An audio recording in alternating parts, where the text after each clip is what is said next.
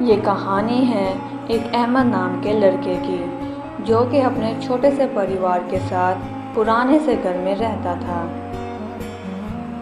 ये है अहमद और ये हैं इसके वालिद, जो कि आजकल कुछ ज़्यादा बीमार रहते हैं, जिसकी वजह से काम पर नहीं जा पाते।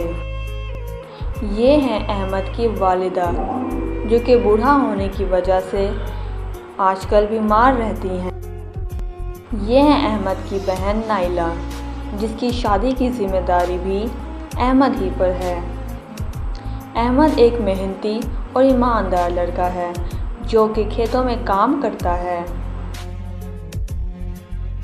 लेकिन जब भी वो अपने मालिक से पैसे की बात करता है तो उसका मालिक टाल देता है और ये कहता है, अरे अहमद बेटा, तुम्हें पैसे चाहिए ना, मिल जाएंगे बेटा, मिल जाएंगे। मैं परसों तक इंशाल्लाह तुम्हारे पैसे दे दूँगा, परेशान नहीं हो। लेकिन वो पैसे नहीं देता। अहमद जब घर आया तो उसकी वालिदा ने कहा, बेटा अहमद, सर्दियाँ आने वाली हैं, तुम एक जाके ब्लैंकेट ले आओ। मेरे पास कुछ 5 रुपये रखे हैं, बाकी तुम मिला लो।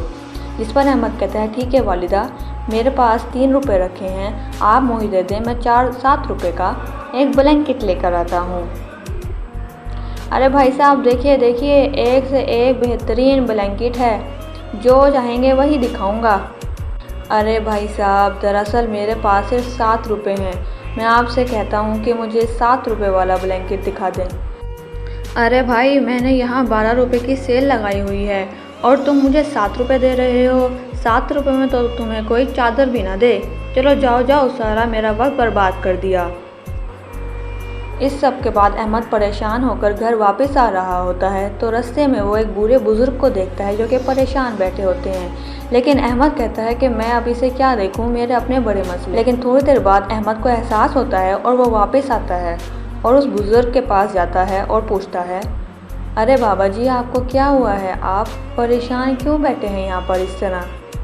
दरअसल बेटा, मैंने किसी की 7 रुपये उधार देनी थी, जो कि वक्त पर ना दे सका, तो उसने मेरे घर पर कब्ज़ा कर लिया और मैं यहाँ फिर अब दर-बदर होता फिर रहा हूँ। तो बाबा जी, आपके घर वाले कहाँ हैं? मतलब आपका कोई बेटा? मैंने अपने बेटों को मुल्क से बाहर पढ़ने के लिए भेजा था, लेकिन पढ़ लिख कर जब वो कमाने लगे तो उन्होंने वहीं पर रिहाइश कर दी। अब तो वो मुझे पूछते भी नहीं। अच्छा बाबा जी, ये मेरे पास 7 रुपये हैं, जिसका मैं कंबल ख़रीदने जा रहा था, मगर कंबल नहीं मिला। ये आप रख लें और अपना उधार उतार दें। अरे तुम्हारा बहुत बहुत शुक्रिया बेटा, अल्लाह तुम्हारी मुश्किलात आसान करे। पैसे लेकर बाबा जी अपने घर की तरफ चल पड़ते हैं।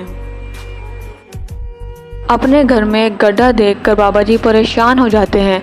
अरे बाप रे बाप, ये किसने कर दिया? लगता है ये उन गुंडों की हरकत है। उस गड्ढे में से उन्हें कुछ चमकता हुआ नज़र आता है।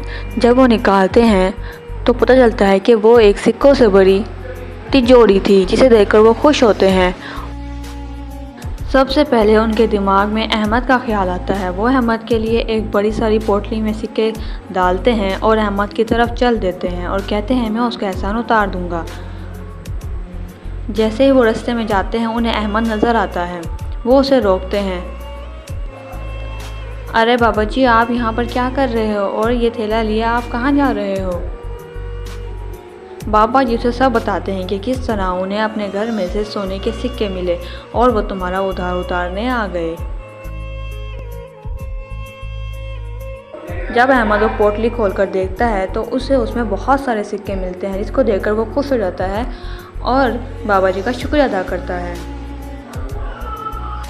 अहमद उन पैसों से बहुत बड़ा घर खरीद लेता है और अपनी बहन की शादी करवाता है और अपने माता पिता का अच्छा सा इलाज करा लेता है। इससे हमें सबक मिलता है, अच्छा एक अंजाम अच्छा ही होता है।